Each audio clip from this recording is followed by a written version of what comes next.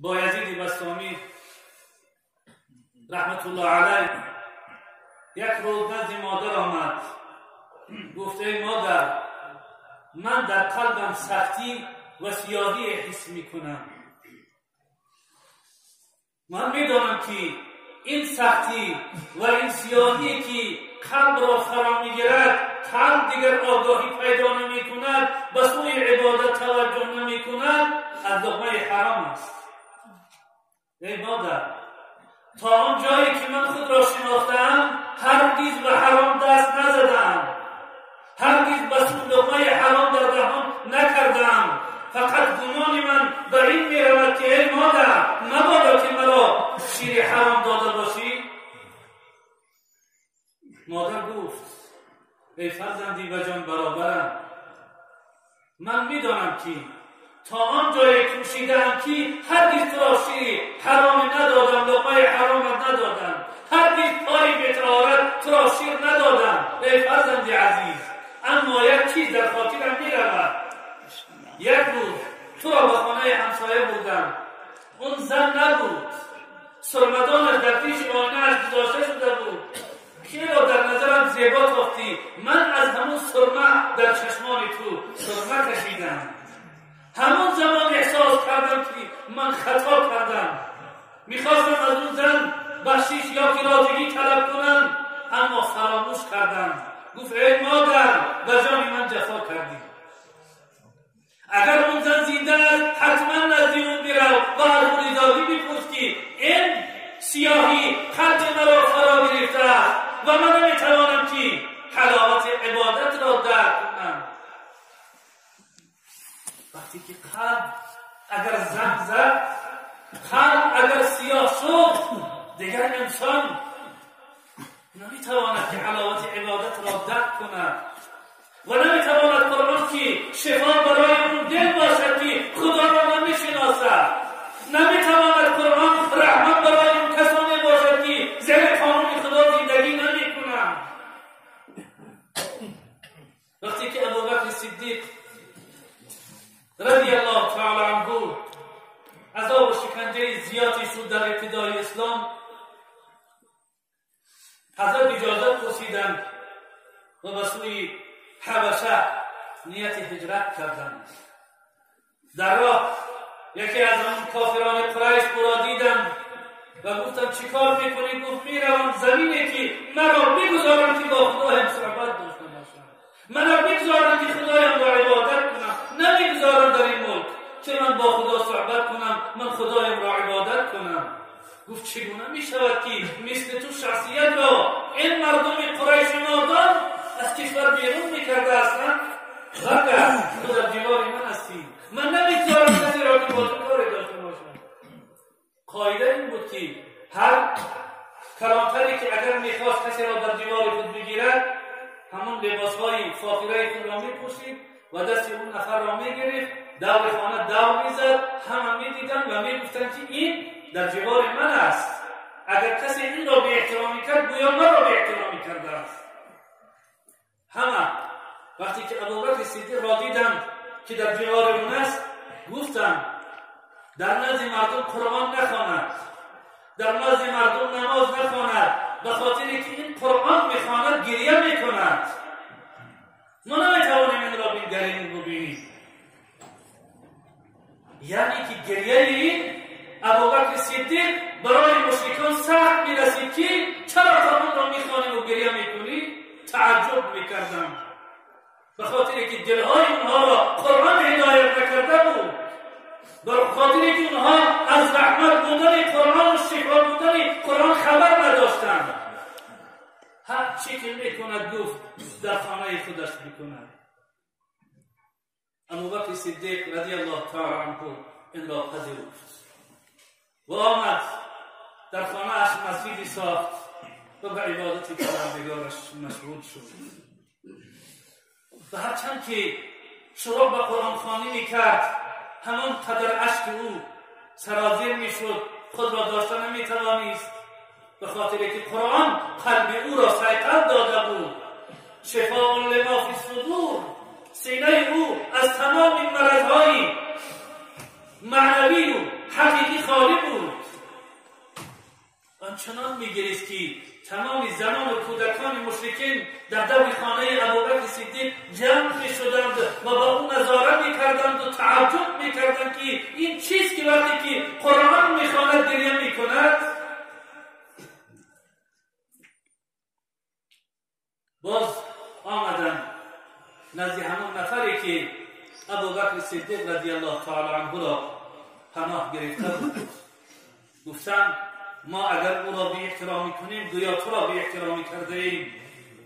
آن تمام زنها و کودکان ما را با خود جلب کرده است. اون مرد آمد گفت من نمی‌خواهم که صدای آوازه بشود در مکه که همون کسی که در جبال فلانی بود و او را مردم قریش به احترامی کردند، یا بس کن گریه‌ات را، یا اینکه همون جبالی که من تو را گرفتم به من برگردان، تو را پناه دادم، از پناه من بیرون بیا. حضرت ابوبکر صدیق رضی الله تعالی عنه گفتند که من از جبال تو به جبال پروردگار میروم، من جبال تو را، این پناه تو را با تو سپارم. یعنی این اشک ریختنها در تلاوت قرآن مشرکین را اینقدر زور می آمد، به خاطری که این اشک از همون قلبی بود که قرآن او را هدایت کرده بود، شفای بخشیده بود. شفاء لما فی الصدور و هدی و رحمت للمؤمنین، که هم شفای برای سینه هاست و هم هدایت و رحمت برای مؤمنین است.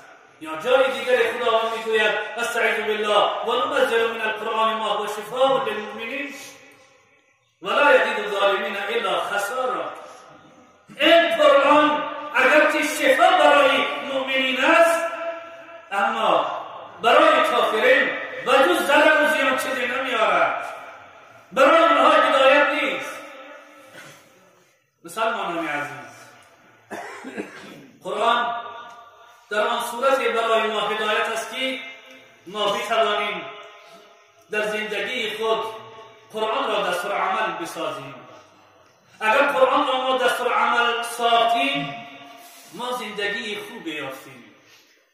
به خاطر که اگر می‌خواهیم این حقیقت را بفهمیم، برای ما لازم است که تاریخ رسول اکرم صلی الله علیه و سلم را ورق بزنیم تا ببینیم که اون مردمی سر و پا برهنه، اون مردمی که نه سواد خواندن داشتند و نه نوشتن، اون مردمی که در یک گوشه پرتافته بودند و کسی در گوشه خاطرشان از اونها چیزی را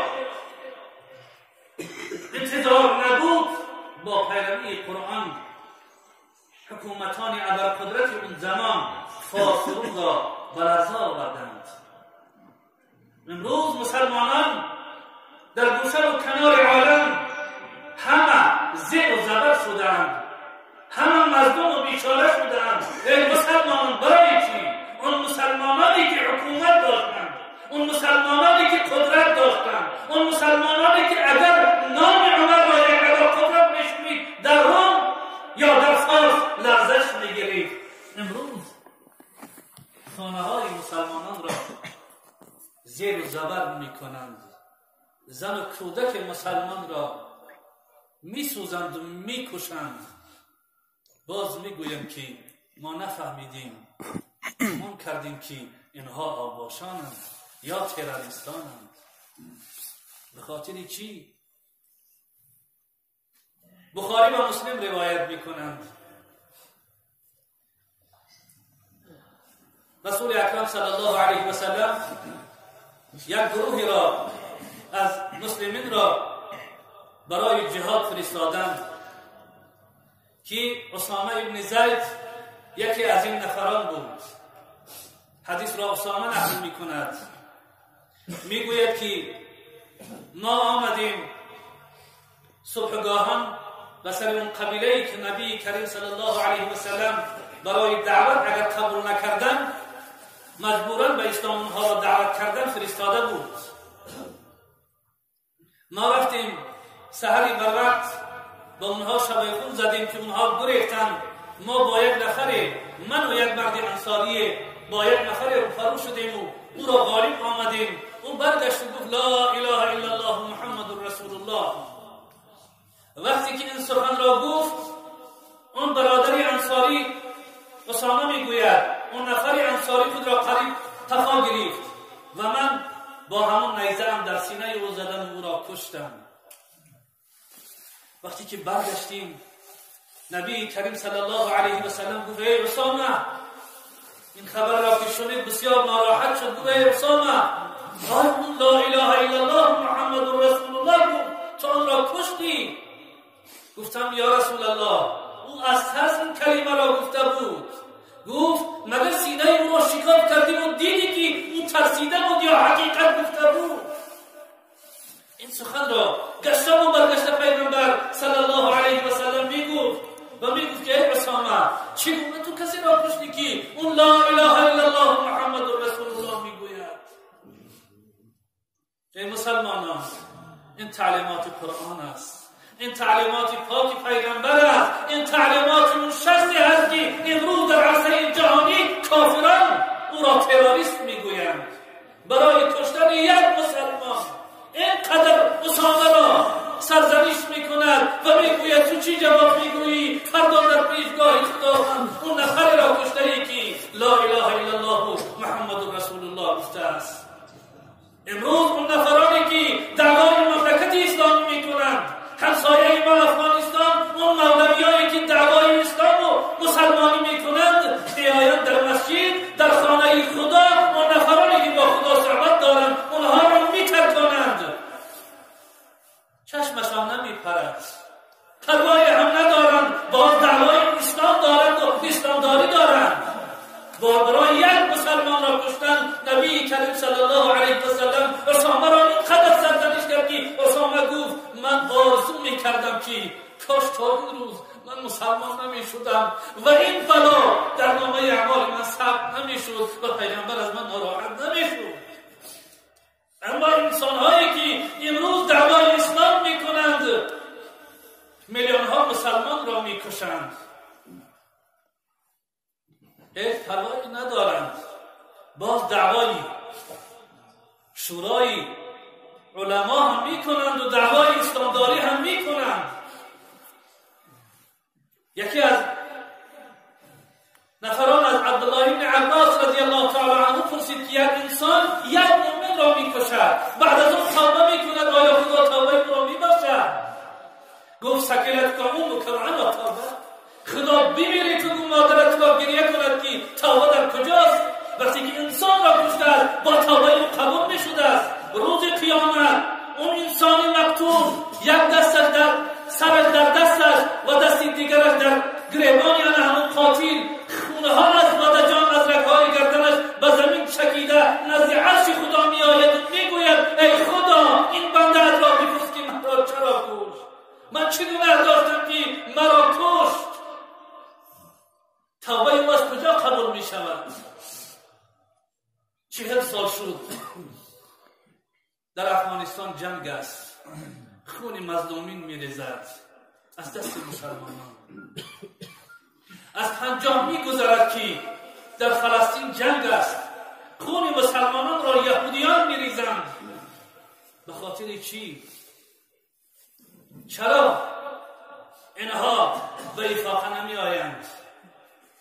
چرا خداوند برای اینها صلح نمی آورد؟ این عیب کافران است یا عیب خود مسلمانان است؟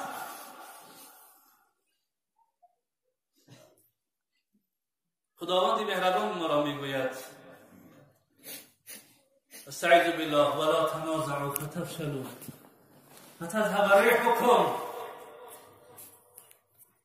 اصبروا ان الله مع الصابرين. شما میگوید قرآن که اطیعوا الله و رسوله در ابتدای آیت میگوید خدا و رسولش را اطاعت کنید. شما منازعه و جنجال بینتان نکنید.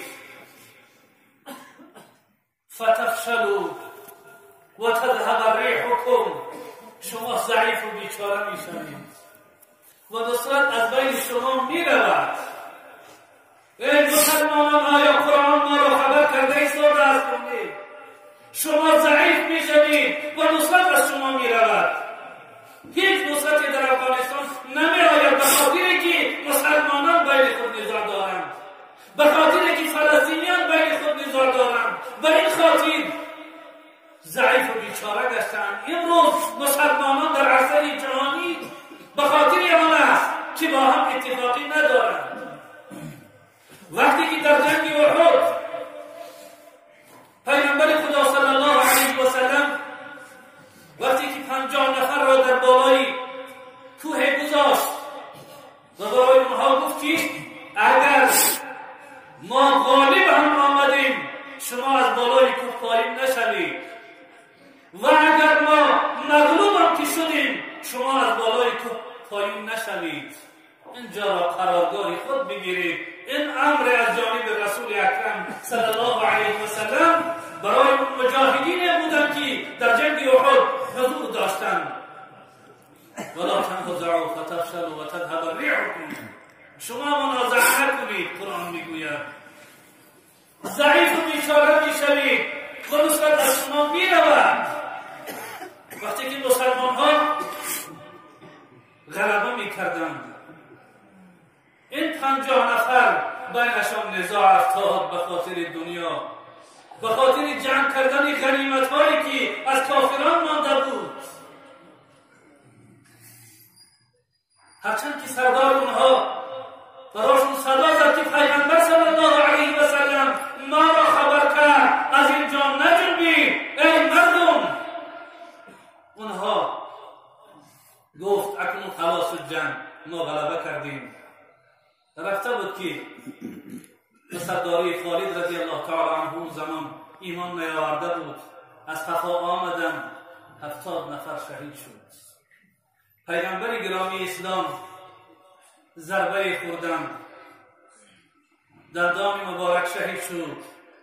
یک چقری کافته بود، یک یهودی بدبخت پیغمبر صلی الله علیه و سلم در داخل اون افتاد.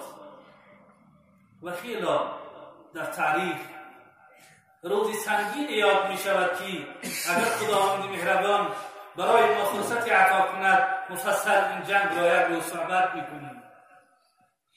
صحبت ما سر این است که وقتی که در یک سخن پیغمبر صلی الله علیه و سلم اصحاب پیغمبر اختلاف کردند، منازعه کردند، تا چند وجه خداوند صد را از اصحاب پیغمبر صلی الله علیه و سلم گرفت، در حالی که اونها علیه غالب آمده بودند، علیه مشرکین رو به گریز آورده بودند. 1400 سال می شود قرآن برای ما صدا می زند که خدا و رسول خدا را اطاعت کنید. این موعظه است از جانب پروردگارتون. این را دستور عملی زندگی خود قرار بدهید. اختلاف نکنید، منازعه نکنید، فتفشلوا، ضعیف می شوید و نصرت از شما گرفته می شود. اصبروا، شما صبر کنید مسلمانان. ان الله مع الصابرین، یعنی خداوند میگوید که شما صبر کنید که من با همراه شما هستم. اما آیا مسلمانان امروز این سخن خدا را سرمست زندگی خود قرار دادند یا نه؟ همه میدانیم قرار ندادیم که بیچاره ایم، قرار ندادیم که ضعیفیم. ابن ماجه و ابن جریر و ابو حاتم از انس رضی الله تعالی عنه روایت میکنند که پیغمبر خدا صلی الله علیه و سلم گفتند که افترقت بنو اسرائیل على 71 فرقة ان امتی ستفترق على 72 فرقة كلهم في النار الا واحدة. قال يا رسول الله من هذه الواحدة؟ قال الجماعة. ثم قرأ نستعيذ بالله واعتصموا بحبل الله جميعا ولا تفرقوا. گفتند حضرت انس رضی الله تعالی عنه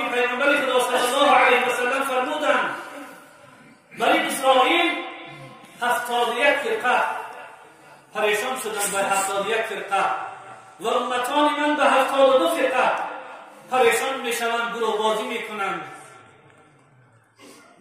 کلهم فی النار، همه این 72 فرقه را گفتند کلهم فی النار الا واحده، مگر یک فرقه تنها از اونها و سوی جنت رسی پارد، باقی 71 گروه دیگر همه وارد جهنم میشوند.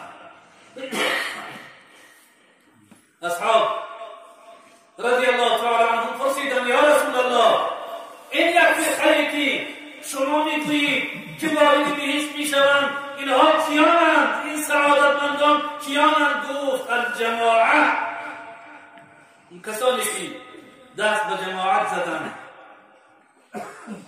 بعد از آن قرآن را آیه را تلاوت کردند که استعیذوا بالله واعتصموا بحبل الله جمیعا ولا تفرقوا. ای امتی من، همگی به قرآن چنگ بزنید و هرگز پراکنده نشوید. این نصیحتی هست که پیامبر صلی الله علیه و سلم امت را به اتحادی و همبستگی می‌خواند و این گروه‌هایی که امروز در عالم کشورهای مسلمان را به حال یکسان کردند، من مشرکین را، اهل کتاب را در نظر ندارم، من داعیانی را، بنام مجاهدین را که دعوای اسلام می‌کنند اینها را در نظر دارم. اون کسانی که فرزندان ما و شما را به خاطر چند مبلغ ناچیز دنیا می‌فریبند و به سوریه و عراق نمی‌دانند به کجاها می‌برند. پیغمبر خدا صلی الله علیه و سلم گفت جماعت، ای مسلمانان، اگر ما منصفانه قضاوت کنیم، امروز از این زیاد مردمی کره زمین، مسلمانانی کره زمین پیرو مذهب امام اعظمند. یعنی اگر در عموم بگیریم پیرو این 4 مذهبند. این 4 مذهب، مذهب اهل سنت و جماعت، هرگز مردم را به نزاع و اختلاف به کشتار یکدیگر نمی‌خوانند. امام مالک رضی الله تعالی عنه در مسجد نبی کریم صلی الله علیه و سلم درس می‌گفتند. یک جوان بلند شد از مابین شاگردان و حضرت در زمین نشسته و درس می‌گفتند. اون از مقدرات الهی از امام مالک چیزی پرسید که این مسئله اختلاف انگیز بود. امام مالک یک نوه خرما در دستش چند خطی در زمین کشید، تفکر زیادی کرد و آرامانه به طرزی که عام فهم باشد اون مسئله را جواب گفت و اون نفر را گفت که پسرم دیگر تو در درس ما حاضر نباش، تو شخص فتنه اندازی، تو کسی هستی که خاطر این مردم را پریشان میکنی، تو فتنه از درس من بیرون شو. یعنی امامان این مذهب آنچنان از فتنه حذر میکردند، آنچنان مردم را به اتحاد و همبستگی میخواندند که امروز اون داعیانی که هستند این مذهبها را اعتراف نمیکنند، میگویند این مذهبها بدعتند. امروز به قول بعض نفرانی که در مابین ما و شما هستند، اونها دعوا دارند که این مذهبها بدعتند. برادر عزیزم، تو خودت بدعتی، تو خودت مذهبها در زمان رسول اکرم صلی الله علیه و سلم بودند. از یک حدیث پیغمبر صلی الله علیه و سلم وقتی که معاذ رضی الله تعالی عنه را به سوی یمن میفرستاد، گفت که به چه چیز امر میکنی؟ گفت به قرآن امر میکنم یا رسول الله. گفت اگر مسئله را در قرآن نیافتی چی؟ گفت به سنت و حدیث نبی کریم صلی الله علیه و سلم امر میکنم. گفت اگر این مسئله را نه در قرآن یافتی و نه در حدیث یافتی چی میکنی؟ گفت اجتهید و برأیی یا رسول الله. گفت به فکر خودم، به اون علمی که خداوند مرا داده است با هم اجتهاد میکنم. نبی کریم صلی الله علیه و سلم از این جواب معاذ بسیار خرسند شدند و گفتند الحمدلله الذی وفق رسوله. من خدا را شکر میگویم که فرستاده پیغمبرش را موفق گردانده است در مسائل. انا همین اجتهادی مجتهدین، انا همین سخنی معاذ بن جبل است. پس اگر ما و شما پیرو این مذهب باشیم، اتفاق که قرآن و سنت ما را تعلیم کرده است اطاعت کنیم، هم کشورمون آباد می شود و هم دشمنان موفق نمی شوند که ما را به مانند افغانستان و سوریه ریز چاشمان کنند و کشورمون را به خاک و خون بکشند. برای همین خداوند مهربان ما را مؤمنین را صدا میزند و میگوید استعیذ بالله یا ایها الذین آمنوا اطیعوا الله و اطیعوا الرسول و اولی الامر منکم. مفسرین سخن عجیب میگویند که خداوند مهربان با این ندای لطف و مرحمتش ما را میگوید ای کسانی که شما ایمان به خدا دارید اطیعوا الله و اطیعوا الرسول. این اطاعت دو بار در این آیت ذکر می شود، یعنی اطاعت خدا مستقلانه است، حتما که خداوند اطاعت باید کرده شود، و اطیعوا الرسول اطاعت پیغمبر هم مستقلانه است، باید اطاعت کرده شود. و اولی الامر منکم در اینجا دیگر اطاعت را نیاورد، یعنی به خاطری که اگر اولی الامر شما اطاعت خدا و رسول خدا می کند شما بدانید که اطاعت اون واجب است. پس برای ما لازم است اطاعت سردارهای خود کنیم و در زیر قانون خدا زندگی کنیم، به خاطر که این اطاعت کردنها دست دشمنان را قطع، فتنه دشمنان را قطع می کند و اونها نمی توانند که چیزهایی را که ما آگاه نیستیم و رهبران از اونها آگاه هستند آن فتنه را پیشگیری می کنند.